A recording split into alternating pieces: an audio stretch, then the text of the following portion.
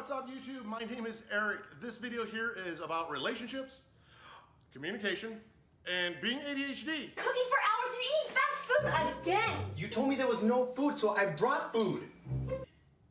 Oh my goodness. Let's face it, ADHD is difficult enough, and then throw in a relationship, trying to communicate with us, and all the emotions and everything that goes involved, that it can be a little bit difficult. Hopefully this video will help it make it a little bit easier for you to communicate with your loved one, especially if they struggle with ADHD. Why? I'm ADHD, so I can tell you all about it, and I'm married. Click the like and subscribe button. Love to have you along for the journey. Channel's all about mental health, mental illness, suicide awareness, sobriety, just making sure that nobody goes it alone. So let's do this together.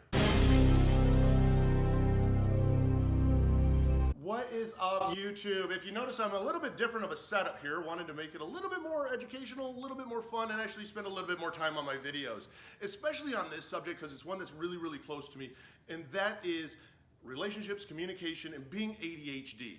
Because let's face it, we don't have a rule book or a guidebook or anything to relationships, and we've all been there. Oh my God, I'm in love after a week. Or you're telling all your friends and your family, this is the one after 2 weeks. We've all done it, don't lie. I've done it myself too. Relationships are a challenge. Communicating is even a challenge. I mean, how many times have we gotten a text message from a friend that actually almost ruined a relationship because, well, let's face it, text messaging is one of the worst forms of communication there is, especially on very deep and heavy subjects. Now throw in those two, relationships and communications, and now ADHD. And how our brain is, and all the fireworks that go off in our brain. Trying to communicate with us is a little bit difficult. Are you seriously not gonna come check for me? I could've been hit by a car! In the 3 seconds you were gone? Anything can happen, Eric.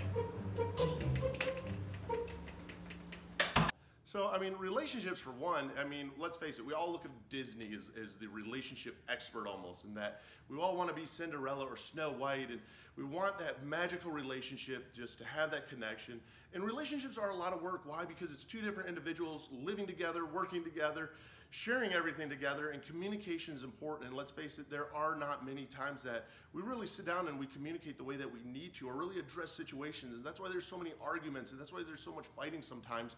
And it's mainly just due to breakdown in communication. I mean, how many of us communicate to our spouse more through text than we do in person? I mean, that's one of the worst forms of communication there is, because there's no body language, there's no eye contact, you're not really interacting. Now, throw in ADHD. And if you don't know what being ADHD is like, it's like a fireworks show going off in your brain, non-stop. Your thought processes bounce all over the place, and it's so easy for us to start a project and not finish it. And we won't just start one project or two projects. We'll start 100 projects and none of them will get finished. But that's part of what being ADHD is. So if you are ADHD, you probably can relate to me when I say the fireworks go off. One of the other things when you're communicating with us and we are ADHD people, we do get a little bit of a temper sometimes. And the reason that is a lot of times it's the frustration of how our brain is and how our brain is firing off, that we cannot communicate the way that we want to, and it's frustrating, and maybe we don't feel we're getting our point across. And guess what happens? A bomb goes off. And that bomb goes off out of frustration, and the anger hits. That's why it's very well known that young individuals who are diagnosed ADHD usually show very big temper issues when it comes to it, because let's face it, there's a lot of frustration built up in our brain because our brain and our cells and our neurons in our brain fire off a little bit differently, and it's hard for us to focus and sometimes get our point or get a message across, so we end up getting very frustrated, and a lot of times it can turn to anger and things get broken, temper tantrums are thrown, yelling, screaming, all out of frustration. Throw that into the relationships and we got a little bit of a mixing pot of magic that can happen, but it also can be a bit of a challenge, and hopefully this is going to help you a little bit, especially if your spouse or your loved one or your wife or girlfriend, whoever, is ADHD. Now again, I've been diagnosed with ADHD. Typically starts off as ADD, attention deficit disorder. Later on in life, there's an H that can pop in. That H is a pain in the ass, and I hate it. I love it. I like a little bit more of it because that H is the hyperactivity. It stands for attention deficit hyperactivity disorder. It's that spontaneous, not thinking things through. There's a lot of fun with it because let's face it, as we're being ADHD, we can instantly, let's go do this, let's go do this. But we don't think it all the way through. Sometimes we don't think of the consequences that can happen to our actions. So it can be a little emotionally draining. It can be a little exhausting. It can be a little bit fun though too. So you always want to look at the positive sides of everything. So being ADHD, I mean, our brains, again, they are different. Our thought process is very different. It's fireworks going off left and right in our brains. Next thing you know, we're not getting our point across. There's anger, there's shutdown, there's no communication. And let's face it, even if you're not ADHD, if you're not communicating in a relationship, what kind of relationship is that?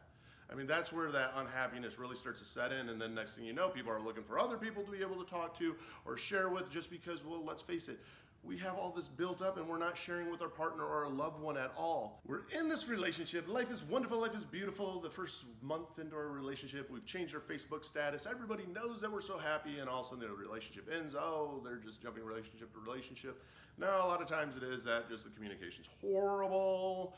And let's face it, we don't know the difference between lust and love, because that is true. Now we're in a relationship though, and it's been a little bit of a long-term relationship, and we actually get to the point where we need to communicate. We need to have some of these hard life talks. And I mean, I'm talking work, I'm talking moving. When it comes to money and it comes to bills, that honeymoon phase is over. You wanted it, so you put a ring on it. And now, you're a year later into that relationship. And if you don't understand how your partner is, especially if they're not very open with their ADHD, hopefully this helps you here a little bit. First and foremost, if you want to communicate with us and we're ADHD, make sure we're taking our meds. Our meds are the most important thing. I'm a big fan of Adderall. Again, I'm not a doctor, I'm not a counselor, I'm none of that. I've been diagnosed ADHD. I take Adderall. I'm a big fan of Adderall because it works for me. I've also tried Ritalin and a few of the other medications out there, but it's trial and error and it's different for everybody. So whatever medication you are on, and if it works for you, perfect. Don't mess with it if you found out that balance. Mine, 10 milligrams in the morning, 10 milligrams in the afternoon. I am set. I'm good to go each day. So now you want to communicate with us, and let's face it, communicate with us, let alone the fireworks are going off all over in our brain, and we try to collect our thoughts, and wow, you break a line to us like, hey, we need to talk. A bunch of question marks end up showing up going, what do we need to talk about? I don't understand. Well, it's not that we're dumb, we're not stupid, any of that. I mean, our brain just starts firing off. I mean, that's one of the red flags to us is, hey, we need to talk. We don't know what we need to do. Tell us what we need to talk about, because if you don't, our brain goes all different places.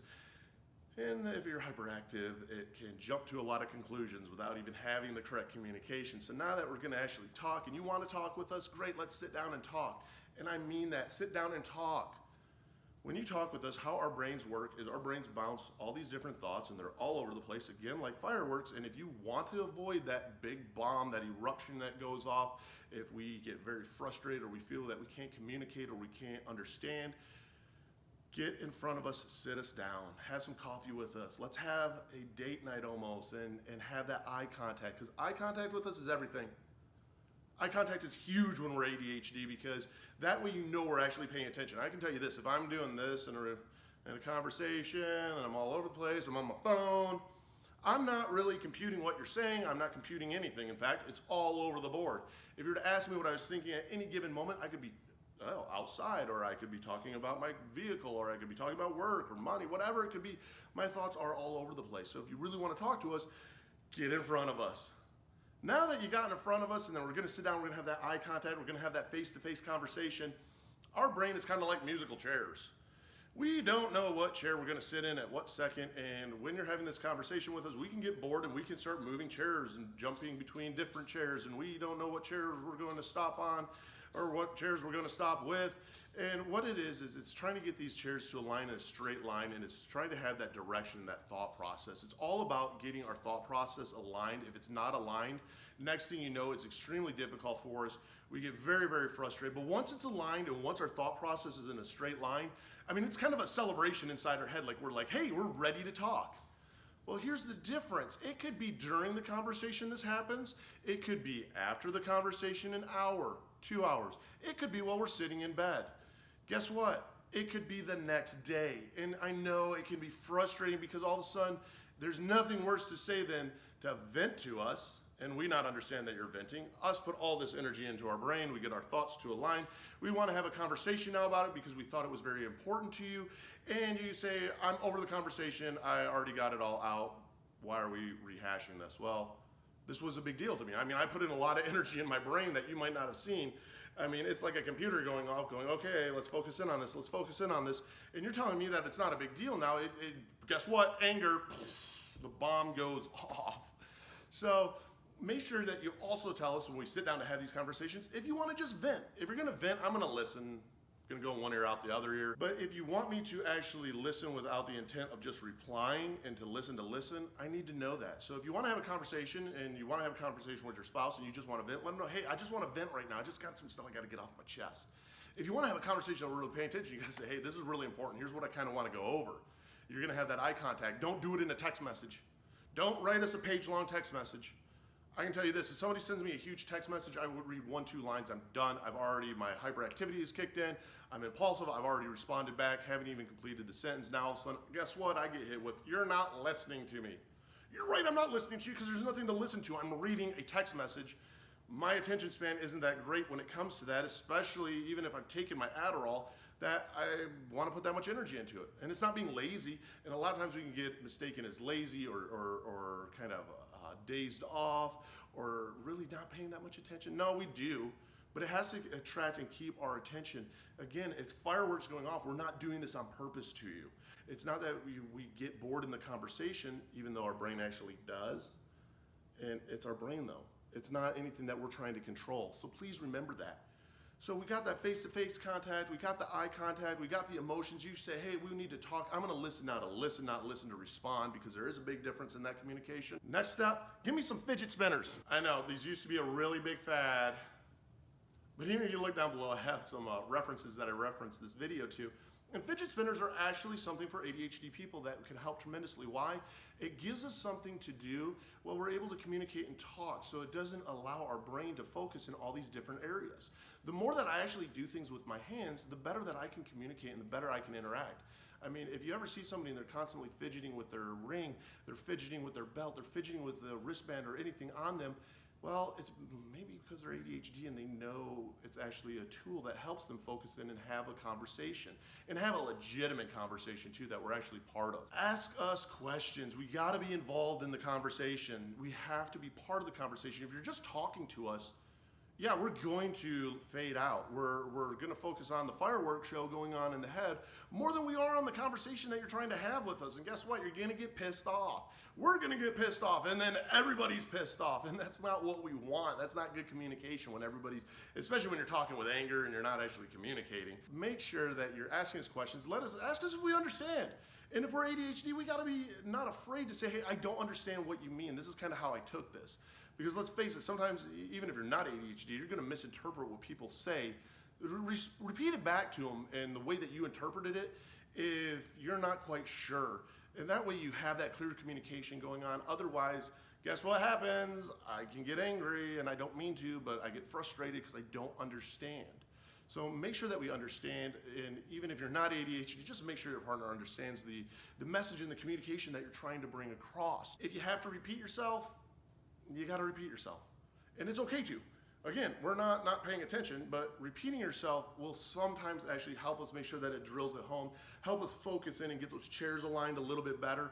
If you can tell, because we're kind of not keeping the eye contact all of a sudden, of being involved in the conversation because we're trying to get our thoughts together, repeat yourself a couple times and make sure that we understand. And then lastly is timing. Timing is everything on this, and it can be one of the most frustrating things in the world.